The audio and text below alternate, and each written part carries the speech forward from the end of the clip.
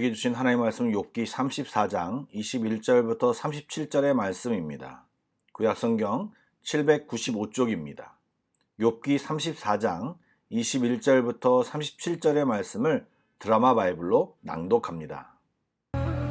그는 사람의 길을 주목하시며 사람의 모든 걸음을 감찰하시나니 행악자는 숨을 만한 흑암이나 사망의 그늘이 없느니라.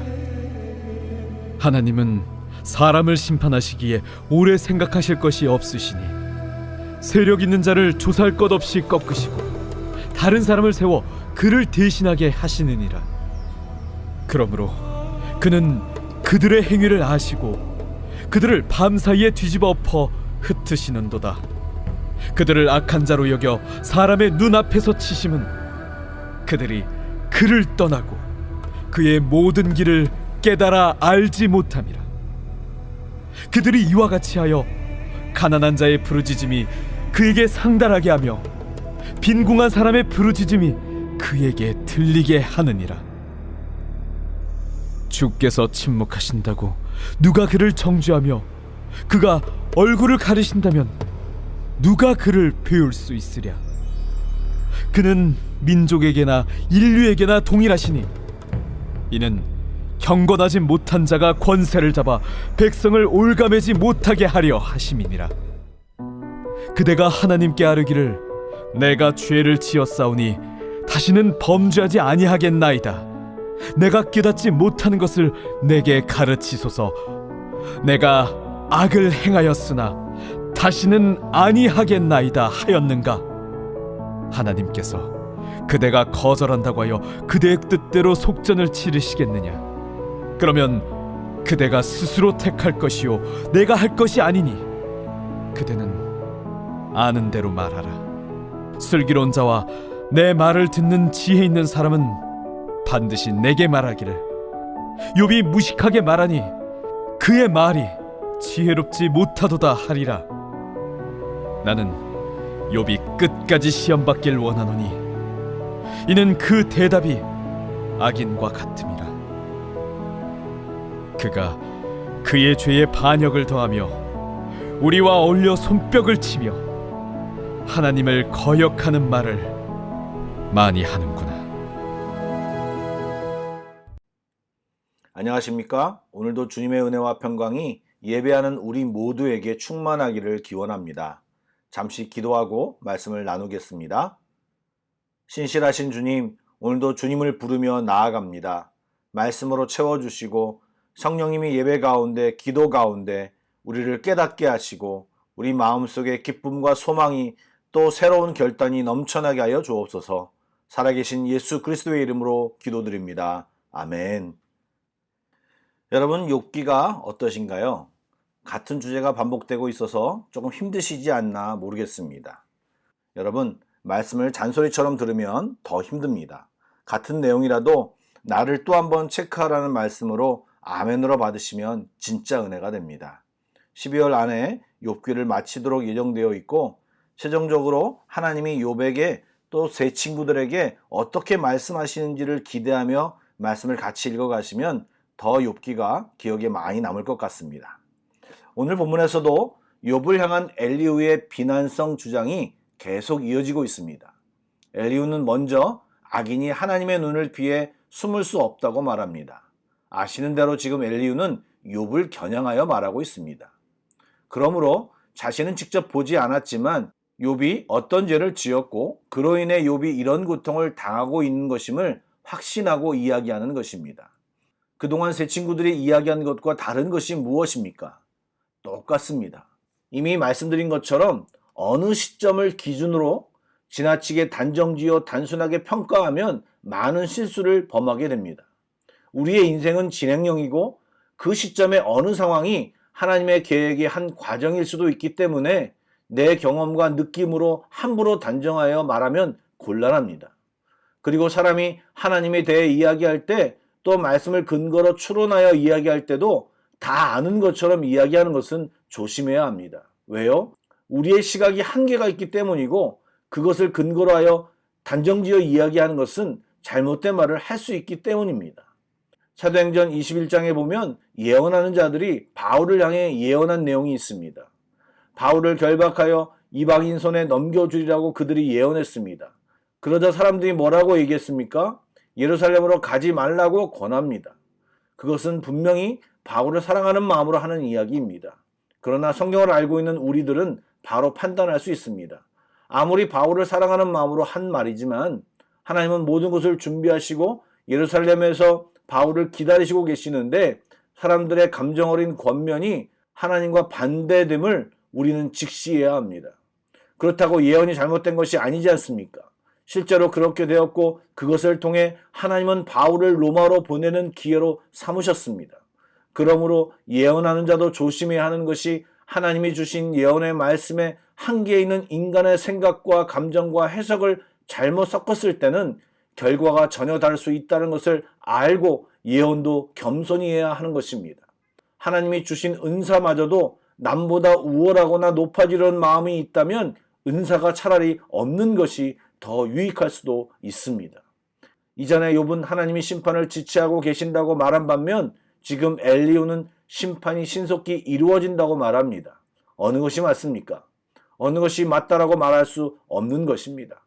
하나님의 역사를 사람이 일반화시켜 말할 수 없습니다.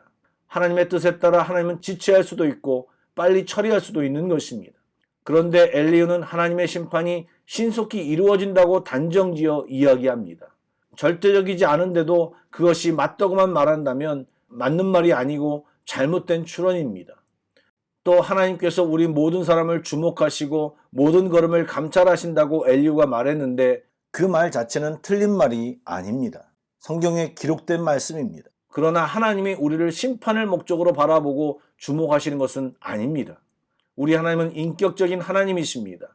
잘못된 것과 죄악을 지적하려고 보는 것이 아니라 잘한 것은 칭찬하시고 힘들면 위로하시고 모르면 알려주시고 정말 알지 못하고 반복된 잘못을 저지르면 매를 드시기도 합니다. 우리가 자녀를 대할 때와 똑같이 대하고 계신 것입니다. 바로 우리를 사랑하심으로 우리를 바로 세우기 위하여 다양한 방법으로 인격적으로 대하고 계시는 것입니다. 그러므로 하나님이 우리를 주목하시고 감찰하시며 우리의 앉고 일어섬을 아시는 것은 심판을 위해서만 바라보는 것이 아님을 분명히 알아야 하는 것입니다. 엘리후는 지금 하나님의 말씀과 뜻을 빙자하여 자신의 의견을 이야기하고 욥을 비방하고 새 친구가 증명해내지 못한 욥의 잘못을 드러내려는 열심을 다하고 있습니다. 그런 주장을 하다 보니 욥은 악한 사람이 되어야 하고 가난하고 약한 사람을 짓밟는 일을 행한 사람이 되어야 했습니다. 엘리후가 욥이 어떻게 살았는지를 전혀 몰랐을까요? 아닙니다. 욥은 소문난 의인이었고 하나님께서 인정한 사람이었습니다. 그런데 엘리후는 지금 욥이 당한 상황을 판단하고 자기 주장이 맞기 위해서는 욥이 남모르게 약자를 짓밟았을 것이라고 추론하여 이야기하고 있는 것입니다. 사랑 없는 말, 이해하려는 마음 없이 하는 말은 이렇게 무섭습니다. 이런 엘리후의 모습과 우리 예수님의 행동을 비교해 보십시오. 가늠하다 현장에 잡혀온 여인에게도 주님은 유대인처럼 심판하지 않으시고 기회를 주셨습니다. 주님은 이렇게 진리와 사랑, 의와 화평을 완벽하게 균형을 이루며 행동하신 것입니다. 그러기에 주님께 묻고 주님의 말씀을 배워야 하고 주님을 따라 순종하며 살아야 하는 것입니다. 엘리후는 욥을 정죄했기에 이제 회개를 종용합니다. 지금까지 맹렬히 비난하다가 갑자기 회유하는 듯한 태도를 취합니다. 저도 자주 있는 것이지만 상대방의 마음을 움직이는 것은 우리의 화려한 언변보다 성경을 통해 말씀하시는 성령의 의지와 역사하심입니다. 그러므로 자신의 화려한 말로 상대방을 설득하려 하거나 회개를 빙자한 정죄와 비난은 불필요한 것이고 상처만 주는 경우가 많은 것입니다. 엘리후는 슬기로운 자, 지혜로운 사람이라는 불특정한 사람을 대동하여 자기의 말을 듣는 것이 지혜라고 주장합니다. 그리고 욥이 무식하여 악인과 같이 대답하기에 끝까지 시험받기를 바란다고 말합니다. 회개를 거부하는 욥이 죄의 반역을 더하고 있다고 탄식합니다. 엘리후는 욥에 대한 관심보다 자기를 돋보이는데 더 관심이 있는 사람입니다. 배려하는 마음, 사려 깊은 말과 행동이 전혀 없습니다. 참된 권면은 듣는 이로 하여금 경각심을 불러일으키고 죽어있는 양심을 환기시키며 회개하려는 강력한 의지가 생기게끔 합니다. 그렇다면 엘리후의 권면이 그런 권면일까요? 이와 함께 우리들이 다른 사람들에게 했던 권면들이 어떠한가를 돌아보기를 원합니다. 욥기를 살펴보며 특별히 우리의 말하는 태도를 돌아보는 시간이 되기를 소망합니다. 그래서 우리 공동체 안에 겸손한 말, 하나님이 주신 말, 그리고 하나님이 인도하시는 교제가 여러분으로부터 시작되길 주님의 이름으로 축복합니다. 아멘. 기도하겠습니다. 사랑의 하나님, 오늘도 엘리후의 말하는 태도를 보며 우리의 말 습관을 돌아보기를 원합니다. 우리의 말을 들은 사람들이 힘을 얻고 용기를 얻고 회복이 시작되기를 원합니다. 우리의 말을 들은 사람들이 마음속에 주님을 바라보겠다는 결단의 씨앗이 떨어지게 하여 주옵소서. 상처를 주고 핀트를 맞추지 못하고 자기 자랑식의 조언을 그치게 하시고 겸손히 기도하며 주님이 주신 말, 인격적인 말들을 하게 하여 주옵소서. 그래서 우리의 가정이, 우리의 교회가, 우리의 직장이 살아나게 하여 주옵소서. 예수님의 이름으로 기도드립니다. 아멘. 계속해서 찬양 한 곡을 묵상하시고 합심기도와 개인기도로 나아가겠습니다.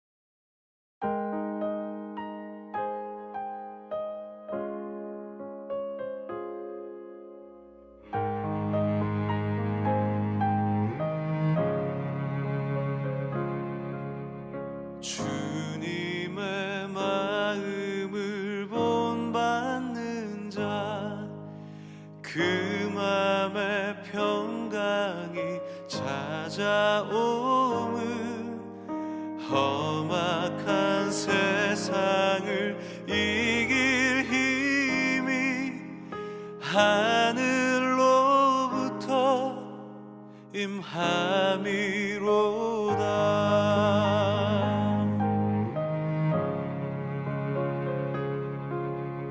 주 모습 내 눈에 안 보이며 그 음성 내 귀에 안 들려도 내 영혼 날마다 주를 만나 신령한 말씀 늘 배우도다.